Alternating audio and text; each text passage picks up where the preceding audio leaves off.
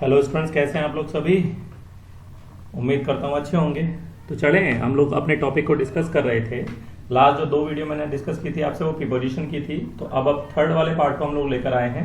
इसका नाम भी प्रीपोजिशन ही है। और जब प्रीपोजिशन लोग पढ़ रहे थे तो शायद मैंने उसमें कुछ चीज़ों को आपसे डिस्कस किया था जो टाइम को डिनोट करने के लिए काम आया था। टाइम को डिनोट डिस्कस जो हमने किया था अपने वीडियोज़ में, वो सिंस भी यूज़ किया था, फॉर भी यूज़ किया था, इन भी यूज़ किया था, टाइम को बताने में ऐड भी आया था, कुछ और वर्ड थे जो मैंने डिस्कस किए थे। ठीक है, तो चलिए पढ़ने पढ़ाने का सिलसिला आगे चलाते हैं, करते हैं अपना, और इसी पार्ट को थोड़ा सा और आगे डिस्कस करते हैं। इसका नाम है प्रीपोजिशन। इसमें कुछ और प्रीपोजिशन है जो हमें यूज करनी है। ठीक है, आइए जरा कुछ यूज करना सीख लेते हैं कुछ प्रीपोजिशंस का। कैसे, देखिए अब इसी में एक और चीज आपकी ऐड हो जाती है। जैसे हम लोग टाइम की बात कर रहे थे तो इसी में टाइम को डिस्कस करने के लिए, मतलब टाइम को बताने के लिए इसमें हम एक वर्ड और यूज करते हैं। इसमें इन भी यूज होता है और विद इन भी यूज होता है। अब आप कहेंगे सर इन तो पहले भी आया था, बिल्कुल आया था।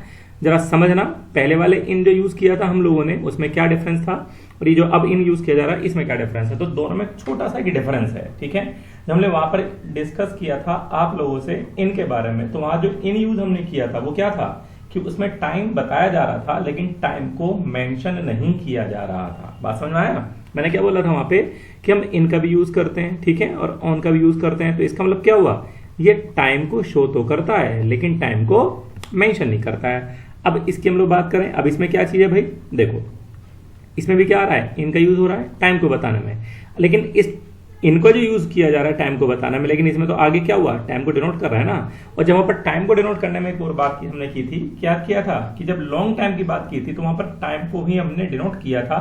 ऐसे ही यहां पर भी क्या होगा, टाइम को भी डिनोट किया जाना है। ठीक है, अब जरा समझिए कि इन भी टाइम को बताता है, विद इन भी टाइम को बताता है। अगर ये दोनों ही चीजें टाइम को बताने में काम आती हैं तो इन दोनों में डिफरेंस क्या है। सेंटेंस दोनों ठीक होते हैं। अब ये नहीं कि सर इन वाला भी गलत होगा, विद इन वाला गलत होगा। भाई देखिए सही जो होगा आपका सेंटेंस इन वाला भी होता है, और सेंटेंस क्या होता है आपका विद इन वाला भी सेंटेंस ठीक होता है। अब इन कैसे काम आता है, विद इन कैसे काम आता है, उसको हम लोग एक बार देख लेते हैं। चलिए तो देखो सेंटेंस है आपका कि he will return in a week और he will return within a week. देखिए अगर मैं आपसे पूछूं कि he will return in a week और he will return within a week, तो कुछ बच्चे कहेंगे सर इन वाला ठीक है, कुछ बच्चे कहेंगे सर विद इन वाला ठीक है, कुछ कहेंगे सर दोनों ठीक है। अब हमें क्या कहना है कि इन वाला ठीक होना चाहिए, विद इन वाला ठीक होना चाहिए, या फिर दोनों ठीक होना चाहिए। देखें क्या बात आती है।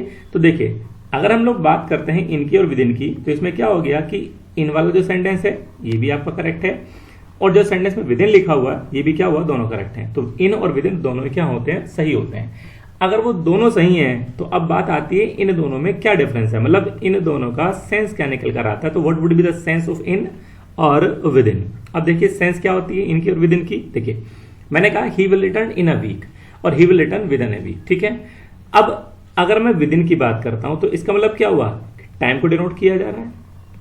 विद इन की अगर मैं बात करता हूं इसमें क्या हो रहा है, टाइम को डिनोट किया जा रहा है। तो टाइम को जो डिनोट किया जा रहा है वो टाइम को डिनोट करने के लिए उसमें एक ड्यूरेशन दे रखी है। जैसे वीक की हम लोग बात करें, भाई वीक के अंदर क्या हुआ आपका 7 डेज है, तो स्टार्टिंग से लेके एंड तक के टाइम को डिनोट कर लिया गया। तो सारा समय किस में कैलकुलेट होगा, वो आपका विद इन में कैलकुलेट होगा। अगर मैंने आपसे बोला कि he will return within a week, भाई वो एक वीक के अंदर वापस आ जाएगा। एक वीक का मतलब क्या हुआ, भाई मंडे को भी आ सकता है, ठीक है, ट्यूसडे को भी आ सकता है, वेडनेसडे को भी है, थर्सडे को भी है, फ्राइडे भी है, सैटरडे भी है। ठीक है, तो इसका मतलब क्या हुआ, जो भी इसमें दिन को डिनोट किया जा रहा होगा तो टाइम को इंडिकेट नहीं कर रहा है, लेकिन इसमें क्या हुआ कि एक टाइम ड्यूरेशन को बता रहा है। और जब वो टाइम ड्यूरेशन की बात करता है तो उसमें हमने किसको काउंट किया है, विद इन को लेकर आए। तो विद इन का मतलब क्या हुआ कि जिसमें टाइम को मेंशन किया है और टाइम की ड्यूरेशन को इंडिकेट किया गया है। जब टाइम ड्यूरेशन को वो डिनोट करता है तभी अपने साथ में किसको लेकर आता है, विद इन को लेकर आएगा। ठीक है, और इसका मतलब क्या हुआ, इन अ वीक का मतलब क्या हुआ, ये बताता है end of the time, end of the time. इसका मतलब क्या हुआ, जब वो बिल्कुल लास्ट टाइम की बात करेगा, और लास्ट टाइम का मतलब क्या हुआ, वो स्टार्टिंग का टाइम इसमें कैलकुलेट नहीं होगा। देखो इन यूज किया और एक हमने ये क्या यूज किया, विद इन यूज किया।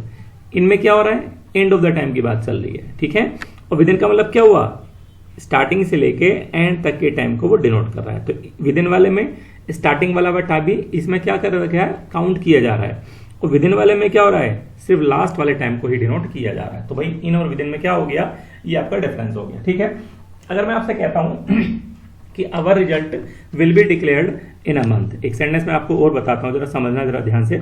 मैंने कहा कि our result will be declared in a month. अब मैंने बोला इन a month, in a month. इसका मतलब क्या हुआ कि हमारा जो रिजल्ट है 1 महीने के अंदर आ जाएगा। 1 महीने का मतलब क्या हुआ, अगर मैंने इन का यूज किया है तो इसका मतलब क्या हुआ, जब उस मंथ का एंड चल रहा होगा, मैं उसकी बात कर रहा हूं आपसे। आज 1 तारीख है, 2 तारीख है, मैं तो आज की मैं बात ही नहीं कर रहा हूं आपसे। कि तो इसका मतलब हुआ कि जब लास्ट वाले टाइम को वो डिनोट करे, जब वो लास्ट वाले टाइम को डिनोट करेगा तो किसको लेकर आएगा, तब वो अपने साथ में इनको लेकर आता। और विद इन का मतलब क्या हुआ, अगर मैंने आपसे बोला कि our result will be declared within a month, भाई आज से लेके एंड तक का जो मंथ है उसको आप सबको कैलकुलेट कर लीजिएगा, ठीक है। तो ये किसको काउंट करेगा, वो आपका विद इन को काउंट करेगा। तो इनका मतलब क्या हुआ, एंड ऑफ द टाइम। इसको मैं सही से लिख देता हूं जरा, देखिए इनका मतलब क्या है, एंड ऑफ द टाइम, ठीक है। और विद इन का मतलब क्या हुआ, विद इन टाइम ड्यूरेशन। जो भी उस टाइम की ड्यूरेशन दे रखी होगी वो क्या होगा, विद इन से काउंट होगा, ठीक है। बात समझ में आ गई आपको। तो चलें आगे चलें, चलिए आगे एक और टॉपिक प्रीपोजिशन डिस्कस करते हैं। देखिए अगला क्या दे रखा है आपका, अब एक आता है इन और एक आता है इनटू।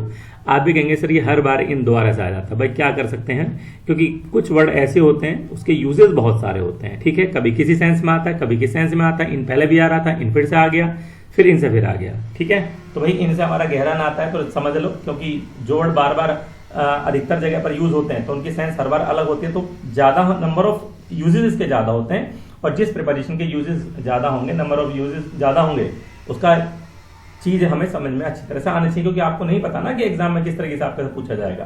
तो चलिए आज हम लोग इसकी बात करते हैं कि इन और इनटू का मतलब क्या हुआ। देखिए इनका मतलब क्या हुआ कि there is some tea in the pot. अब इन द पोट का मतलब क्या हुआ कि कुछ टी जो है वो क्या है, पोट के अंदर है। इसका मतलब क्या हुआ, अगर आपके पास में एक नाउन है, ठीक है, और इस नाउन के अंदर क्या हुआ, कोई दूसरे नाउन को वो एग्जिस्ट करवा रहा है, तो इसका मतलब क्या हुआ, वो इनकी सेंस को डिनोट करेगा, ठीक है। मैंने आपसे बोला कि there is some tea in the pot, भाई एक पोट है आपका, ठीक है। पोट बनाना पड़ेगा, शायद लग रहा है ऐसे करके बना लेंगे थोड़ा सा, भाई पता नहीं कैसे बनेगा, कब बना लो यार, कब बना लो, पोट बना लो। तो जो भी हम लोग पोट की बात करें तो इसका मतलब क्या हुआ, जो टी है वो इस पोट के अंदर है, तो जब वो इस पोट के अंदर तो क्या हुआ, वो इनकी सेंस को लेकर आते हैं। जैसे मतलब हम लोग कहते हैं ना कि we are sitting in classroom, we are sitting in room, we are sitting in theatre, तो इसका मतलब क्या हुआ, हम उस थिएटर के अंदर है। मतलब क्या हुआ, थिएटर एक नाउन हुआ, हम भी एक नाउन है। अब हमारी पोजीशन है वो किसके है, किसी एक नाउन के अंदर है, तो उसकी सेंस को जब इंडिकेट करेगा तो किसको लेकर आता है, वो इनको। इनका मतलब ये हुआ कि वो किसी चीज की बाउंड्री को शो करता है, और जब वो बाउंड्री को इंडिकेट करे तो इसका मतलब क्या हुआ, इनका यूज कर लिया। अगर मैंने आपसे बोला कि he invited me in the party, he invited me in the party, इसका मतलब क्या हुआ, अब इन द पार्टी का मतलब क्या हुआ, उसने मुझे पार्टी में इनवाइट किया है, तो इसका मतलब हुआ जहां पार्टी चल रही है मैं उस पार्टी के अंदर हूं, मतलब उसकी कुछ बाउंड्रीज हैं, उसके अंदर अगर मैं हूं, है ना, उसने मुझे वहां तक इनवाइट किया, तो इसका मतलब क्या हुआ, इनका यूज किया। हम कई बार ऐसे भी कहते हैं कि इनको हटा के अगर मैं यहाँ पर इन द पार्टी ना बोल के मैं कहता हूं एट पार्टी, तो इसका मतलब क्या हुआ, अब वो बाउंड्री को डिनोट नहीं करता है। एक सेंटेंस होता है आई एम इन पार्क और आई एम एट पार्क, भाई दोनों में क्या डिफरेंस है। एक सेंटेंस है वो जो बाउंड्री वाली कंडीशन है, समझना आपसे, मैंने आपसे बोला आई एम इन पार्क, ठीक है, वो जो पार्टी वाला एग्जाम्पल था उसको भी ध्यान रखना, इसको भी ध्यान रखना। मैंने बोला sentence I am in park, और एक सेंटेंस मैंने बोला आई एम एट पार्क, भाई डिफरेंस क्या है दोनों में। डिफरेंस का मतलब क्या हुआ, अगर मैंने इन पार्क को डिनोट किया तो इसका मतलब क्या हुआ, जो पार्क बना हुआ है मैं इस पार्क की जो बाउंड्री है ये वाली इसके अंदर हूं, और अगर बाउंड्री की बात करा तो क्या हुआ, इनको। और एट का मतलब क्या हुआ, भाई मैं इसके बाहर भी हो सकता हूं, अंदर भी हो सकता हूं, इसके आसपास भी हो सकता हूं, तो मतलब क्या हुआ, वो एट है। बात समझ में आ गया। तो एट का मतलब हुआ उसके अंदर होना, और एट का मतलब क्या हुआ, वहां पर बाउंड्री को इंडिकेट नहीं करता है। तो इस सेंस में हम लोग क्या करते हैं, इनका यूज कर लेते हैं और एट का भी यूज करते हैं। ऐसे एक वर्ड आपका आता है इनटू। अब इनटू हम लोग कैसे यूज करते हैं, देखिए अधिकतर लोग क्या कहते हैं कि भाई इनटू हम लोग जो यूज करते हैं वो कैसे यूज करते हैं, तो इनटू का जो यूज हुआ वो कैसे हुआ करता है, इनटू का जो यूज होगा वो कैसे होगा आपका, ये हटा देते हैं पहले। इनटू कैसे मतलब क्या हुआ, जैसे हम लोग पढ़ते हैं कि he is jumping into the river, है ना, he is jumping into the river आके आपका आ जाता है। अब इनटू का जो सेंस आपका आता है वो किस सेंस में काम आएगा। अब देखो इनटू का मतलब हम लोग क्या कहते हैं कि अगर एक चीज उस चीज के अंदर है और मोशन में है।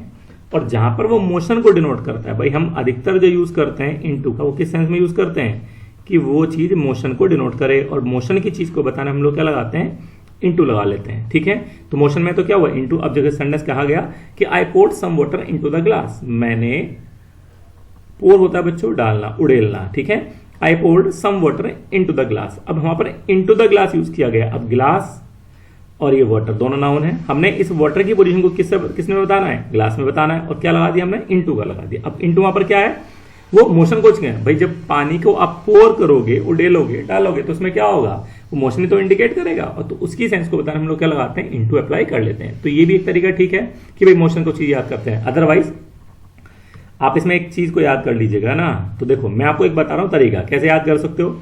अगर एक मीडियम से कन्वर्ट होके कोई चीज दूसरे मीडियम में जाती है, तो जब मीडियम चेंज होता है तब हम लोग क्या लगाते हैं, वहां पर इनटू लगा लेते हैं। बात समझ में आया? मैंने क्या बोला कि अगर एक मीडियम से कन्वर्ट होके कोई चीज दूसरे मीडियम में जाती है और मीडियम चेंज होने के लिए हम लोग क्या लगाते हैं, इनटू लगा लेते हैं। भाई एक बात बताओ, हम एक कभी कभी सेंटेंस ये भी तो बोलते हैं कि translate these sentences into English. अब बताओ वहां पर कौन सा मोशन है, भाई सेंटेंस लिखा हुआ है हिंदी में, उसके बाद उसको मुझे किस में ट्रांसलेट करना है, इंग्लिश में ट्रांसलेट करना है। तो क्या हुआ, उसका मीडियम ही तो चेंज हुआ। भाई पहले वो इंग्लिश में लिखा था, उसके बाद वो हिंदी में हो गया, या पहले वो हिंदी में लिखा था, उसके बाद में किस में हो गया, वो इंग्लिश में हो गया। तो मीडियम चेंज हुआ नहीं हुआ?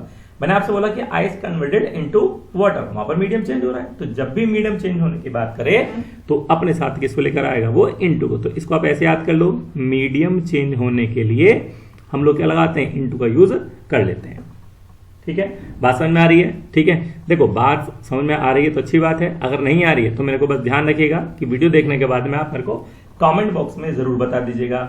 अदरवाइज मैंने एक व्हाट्सएप पर अपना एक जो ग्रुप है वो क्रिएट किया है, आप एक काम कर सकते हैं, मुझे पिंग कर सकते हो मेरे मोबाइल नंबर पर, या मेरे को आप इसी में कमेंट बॉक्स में डाल दीजिए सर मुझे ऐड कर लीजिएगा अपने नाम के साथ, तो मैं आपको उस पर नंबर पे ऐड कर दूंगा। ठीक है, तो व्हाट्सएप मेरा एक ग्रुप है, उसमें हम लोग क्या करते हैं, बहुत सारे स्टूडेंट जुड़े हुए हैं, उसमें हम लोग डिस्कस करते हैं चीजों को कि भाई हाँ इसके साथ ये होना चाहिए, इसके साथ ये आना चाहिए। तो वहां पर स्टूडेंट का और टीचर्स का क्या होता है, डिस्कशन होता रहता है। ठीक है, तो चलिए हम लोग बात कर ले। तो इन और इनटू हमारा क्या हुआ, इस तरीके से काम आ गया। चलिए आगे देखते हैं।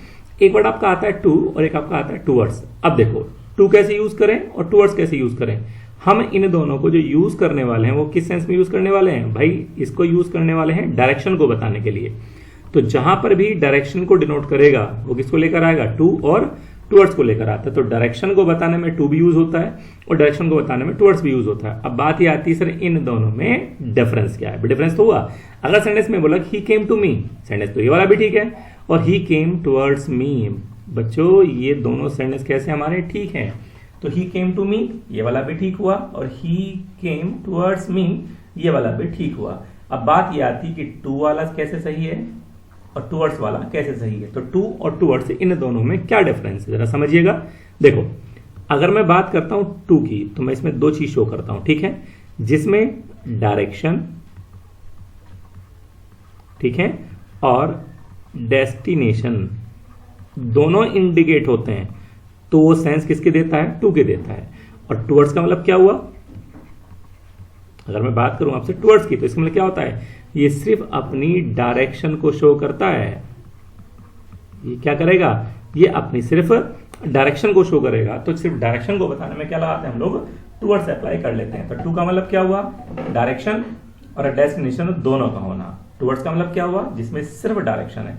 अगर मैंने कहा कि ही केम टू मी, इसका मतलब क्या हुआ, मेरे पास आया, मतलब क्या हुआ, उसकी डायरेक्शन किसकी तरफ थी भाई, मेरी तरफ थी, उसे पहुंचना कहां था, मेरे पास। तो इसका मतलब क्या हुआ, हमने जहां पर यूज किया वो किसका यूज किया, टू का यूज किया।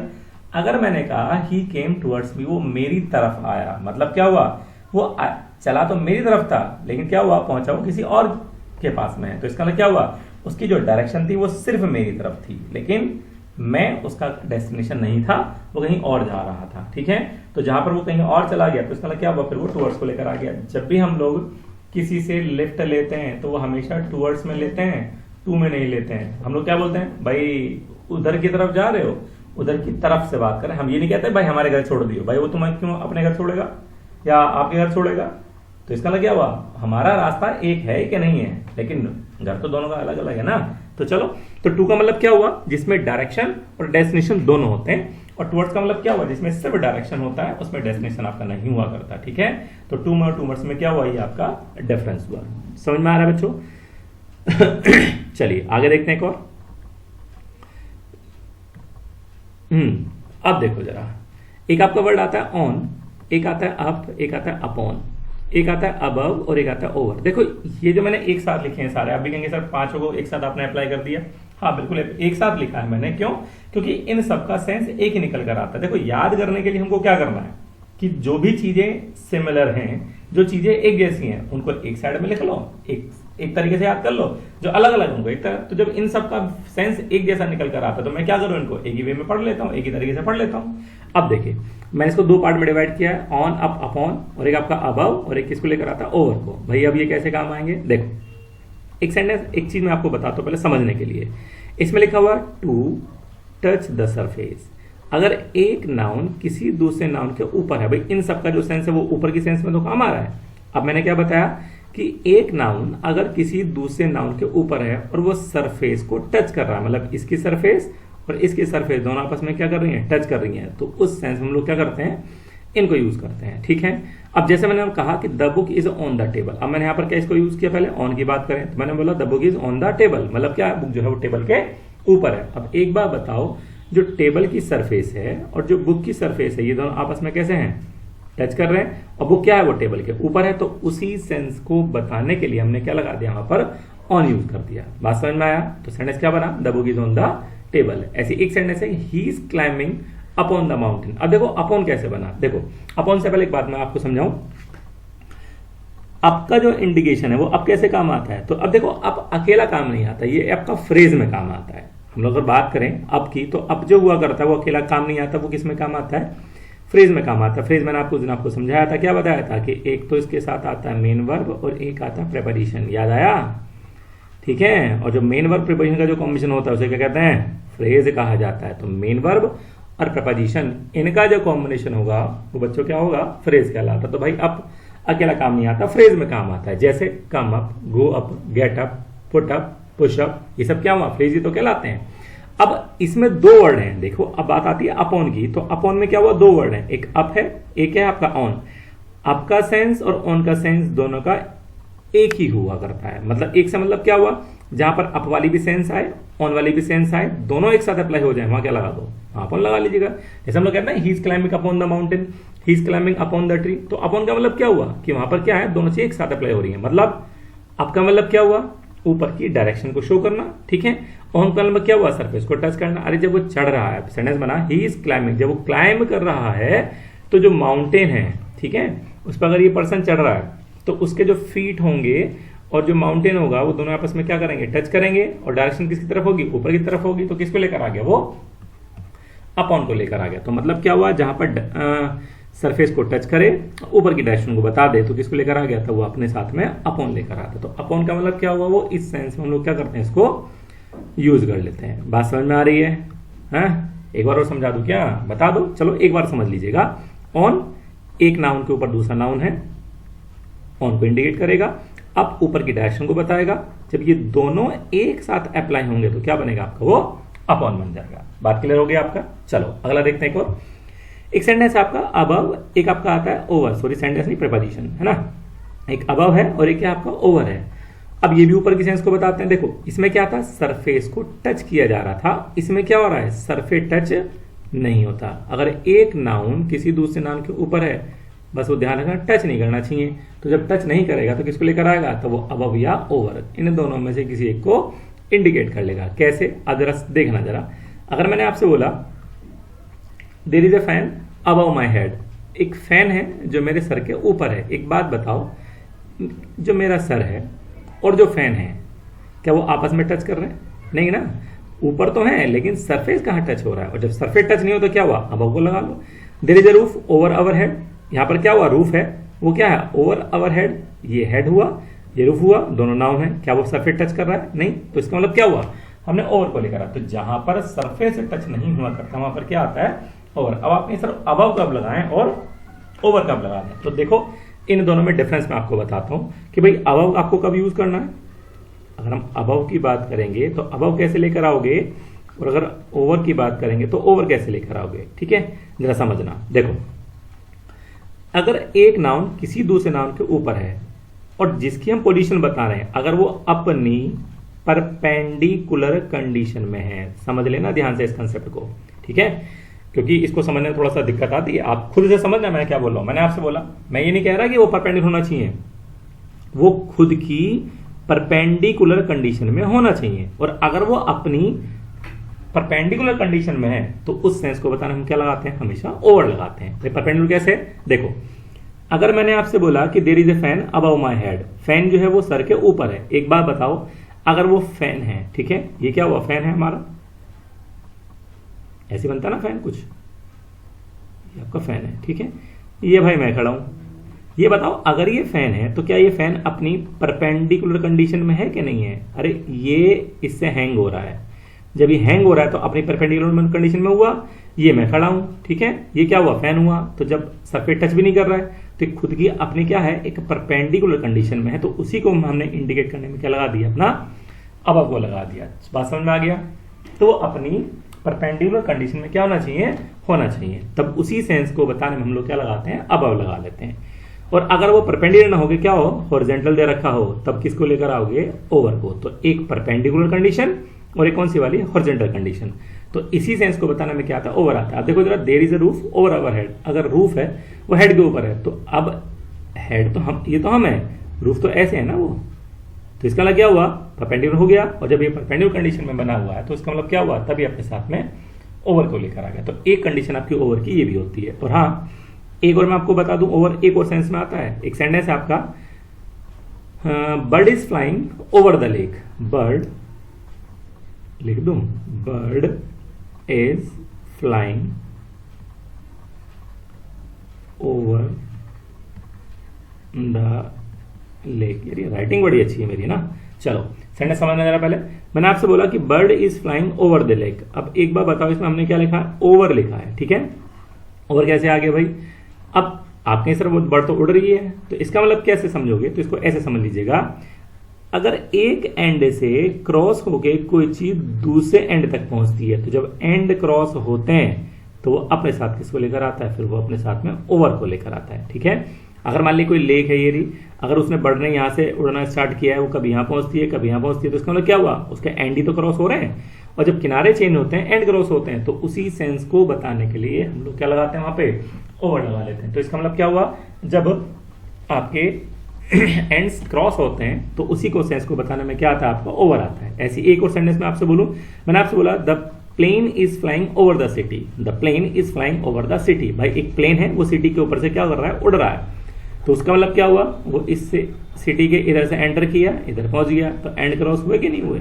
और जब वो एंड क्रॉस होने की बात को इंडिकेट करेगा तो वो किसके साथ में आएगा, तो वो अपने साथ में ओवर को लेकर आएगा। तो इसका मतलब क्या हुआ, अबव और ओवर जो होते हैं उसके क्या होता है, वो ऐसे भी काम आ जाया करते हैं। बात समझ में आई।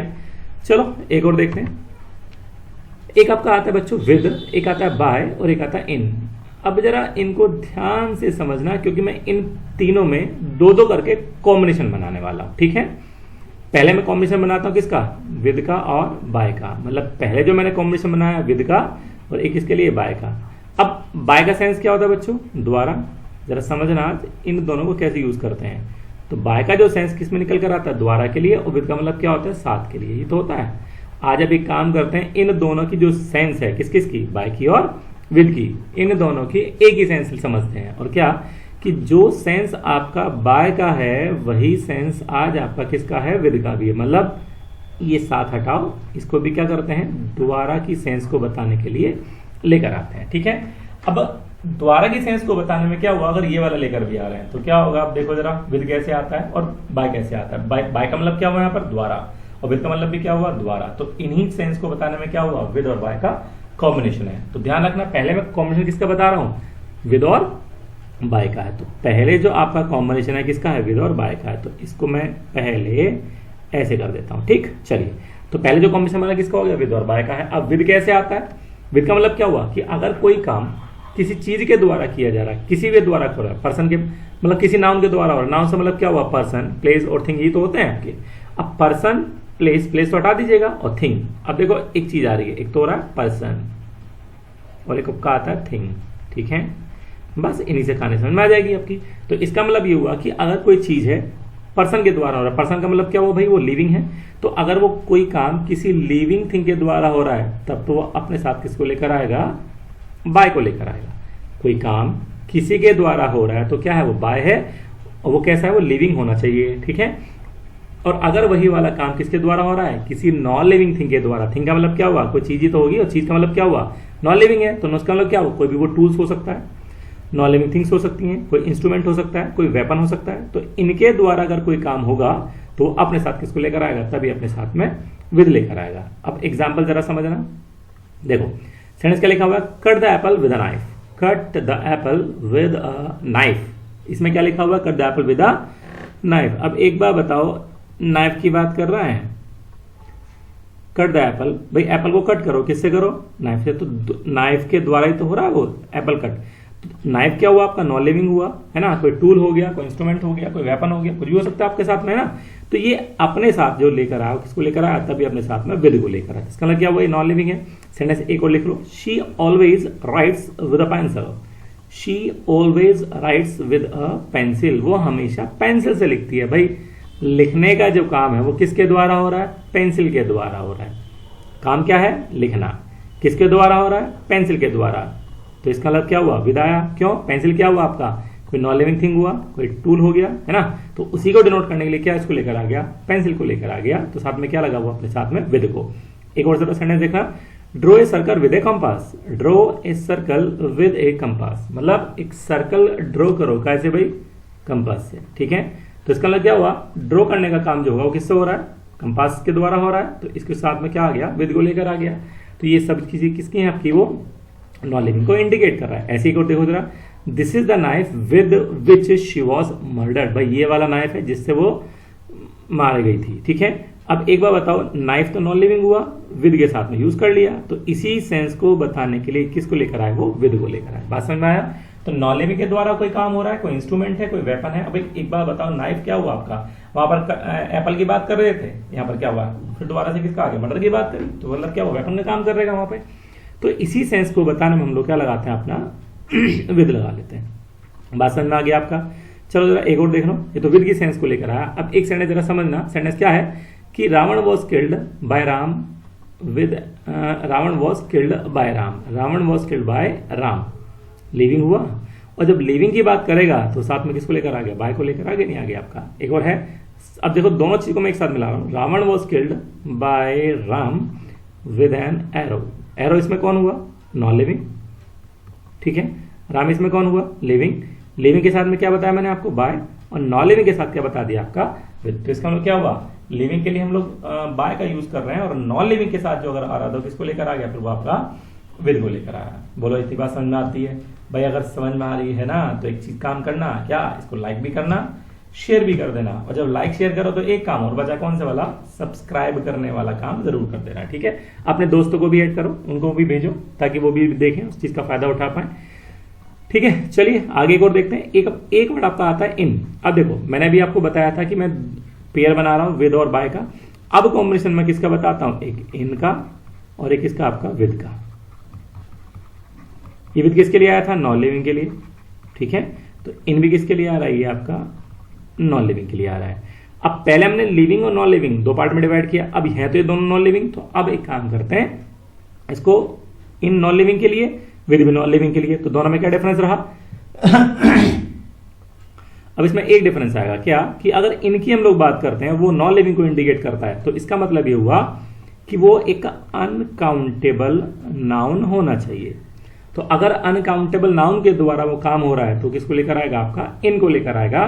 और अगर वही वाला काम किसके द्वारा हो रहा है, काउंटेबल नाउन के साथ होगा, लेकिन नॉन लिविंग हुआ, तो किसको लेकर आएगा, विद को। एक बात बताओ, अभी मैंने एक पीछे जो सेंटेंस थे हमारे, कौन से थे, ये रे, नाइफ काउंटेबल है, पेंसिल काउंटेबल है, कंपास क्या हुआ, काउंटेबल है, नाइफ क्या हुआ, यहाँ पर भी काउंटेबल, तो इसको किसको लेकर आ गया, विद को। अब एक जरा समझना, सेंटेंस है कि अनकाउंटेबल नाउन और नॉन लिविंग थिंग होना चाहिए आपका, ठीक है। Please sign here in ink, ink की बात कर रहा है, ये इंक जो हुआ वो कैसा हुआ, अनकाउंटेबल नाउन हुआ कि नहीं हुआ। और जब ये अनकाउंटेबल नाउन की बात करे तो साथ में किसको लेकर आ गया, आपका वो इन लेकर आ गया। तो भाई इतनी बात समझ में आई, ठीक है।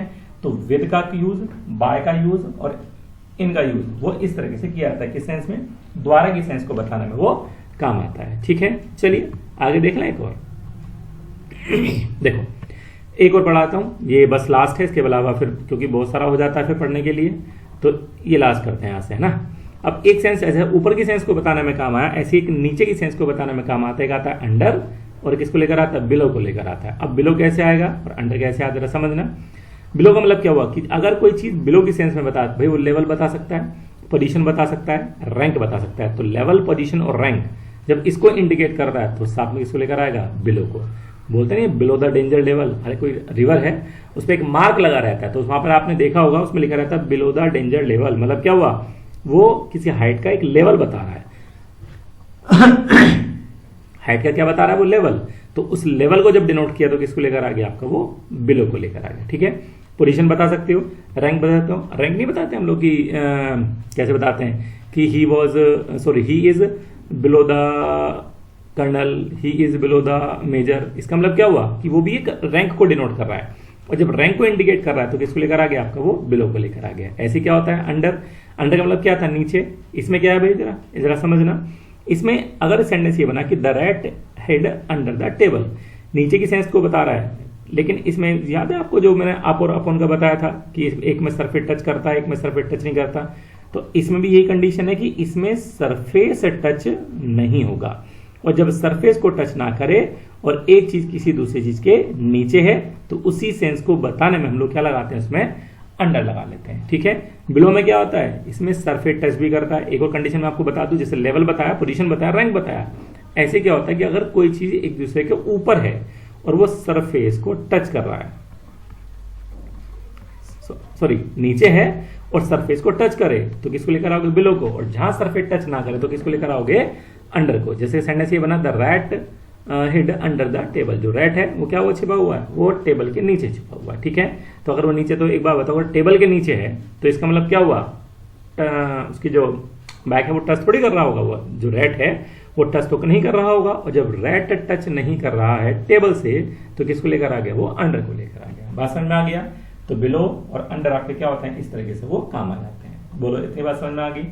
तो मैं बस आज के लिए बस इतना ही काफी है, क्योंकि आगे और भी प्रीपोजिशंस हैं, उनको भी हम लोग पढ़ लेंगे। भाई प्रीपोजिशन का चैप्टर जो है वो थोड़ा सा बड़ा है, क्योंकि इसमें यूजेस ज्यादा होते हैं। ठीक है, आपको समझाने के लिए इसमें यूजेस भी बताने हैं आपको, ठीक है, और उनके एग्जाम्पल भी हैं, तो थोड़ा सा टाइम इसमें लग जाता है। तो अभी इसका थर्ड पार्ट हमने डिस्कस किया, फिर देखते हैं आगे एक और अभी पार्ट आएगा, पार्ट 4, तो उसको हम लोग डिस्कस करेंगे। ठीक है, तो एक बार आप अच्छे से इस वीडियो को देख लीजिएगा, समझ लीजिएगा। कुछ भी अगर डाउट होता है तो मेरे जो व्हाट्सएप ग्रुप है उसमें आप मेरे को उसमें देख लीजिएगा, उसमें मेरे को आंसर कर दीजिएगा, सर ये क्लियर नहीं हुआ तो मैं वहां डिस्कस कर दूंगा। अदरवाइज आपको, अगर आप लोग नए हैं और आप ग्रुप में ऐड होना चाहते हैं तो आप एक काम कीजिएगा, मेरे को कमेंट बॉक्स में अपने नाम लिख के और अपना फोन नंबर लिख के भेज दीजिएगा, मैं इसमें आपको पिन कर दूंगा और आपको ग्रुप में ऐड भी कर दूंगा। ठीक है, तो चलिए, thank you very much, thanks a lot.